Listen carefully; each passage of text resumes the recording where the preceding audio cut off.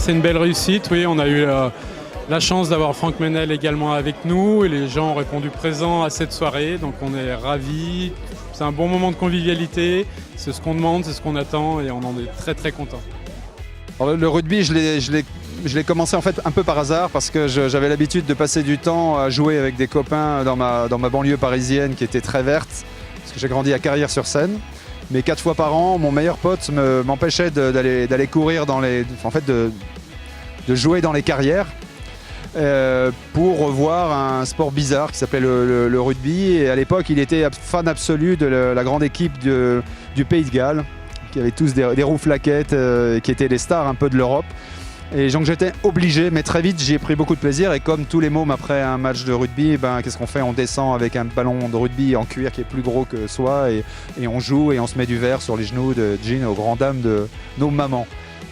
Et donc je me suis préparé pendant 1 mois et demi avant d'aller tenter ma chance au Racing en prenant mon petit sac, en rencontrant les dirigeants, en leur disant écoutez, j'aimerais essayer de faire quelques matchs. Voilà.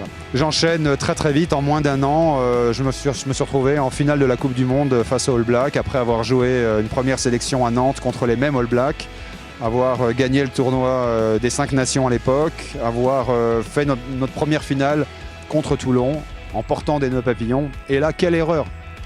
Quelle erreur, parce que ce nœud papillon, il a fait parler tout le monde, même si nous avons perdu le match. Et tout le monde s'est emparé de ce phénomène qui était un peu décalé, de mômes impertinents, un peu irrévérencieux, pas moqueur, mais ça détonnait quand même dans un rugby assez classique.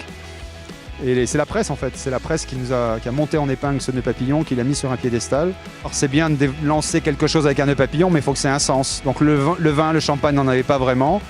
Le maillot de rugby, lui, avait un sens puisque j'avais appris à le déchirer pendant quelques années et que je pouvais imaginer pouvoir apprendre à le concevoir. Donc c'est ce qu'on a fait.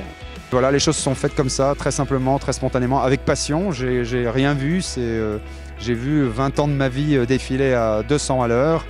Et puis et l'important, c'est de faire voler ce petit nœud papillon un peu partout, dans le monde si on peut. Mais comme ici à Chambéry, où on a un super partenariat avec Manu et Cathy.